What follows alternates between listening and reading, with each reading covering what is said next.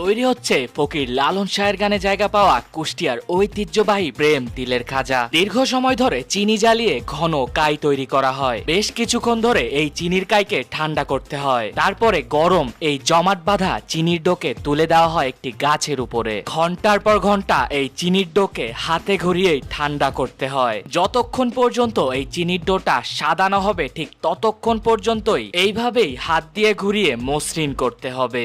সাদা বর্ণ ধারণ করলেই এটাকে কেটে আগুনের তাপে ছেঁকা হবে। তারপরে তারা এই ডোটাকে টেনে টেনে এর ভিতরে ফাফ তৈরি করে। ডোটা যখন তিলে খাজার জন্য প্রস্তুত হয়ে যায় তখন তারা এটা মাপকাঠি দিয়ে কাটতে থাকে। তারপরেই দেওয়া হয় এই তিলের খাজার মূল উপকরণ, যেটা হচ্ছে তিল। এই তিলের কারণেই এই তিলের খাজার স্বাদ বেড়ে দ্বিগুণ হয়ে যায়। তারপরে এটা প্যাকেটিং করা হয়ে গেলে চলে যায় বাংলাদেশের বিভিন্ন প্রান্তে। আর এই তিলের খাজার স্বাদ যে এত বেশি মজা যে একবার খেয়েছে সে এর স্বাদ কখনোই ভুলতে পারবে না।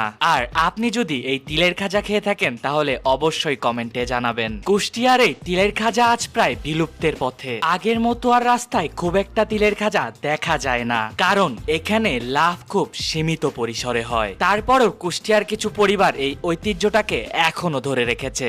আপনি যদি কুষ্টিয়ার ঐতিহ্যবাহী তিলের খাজা এখনো না খেয়ে থাকেন তাহলে একবার হলেও এটি খেয়ে দেখবেন, কারণ এটার টেস্ট অন্য কোনো কিছুর সাথেই কম্পেয়ার করা যায় না। আমি আলভি ফ্রম এয়ার ব্লগস আজকের মতো কুষ্টিয়া থেকে এখানেই বিদায় নিচ্ছি। সবাই ভালো থাকবেন, সুস্থ থাকবেন। আল্লাহ হাফেজ।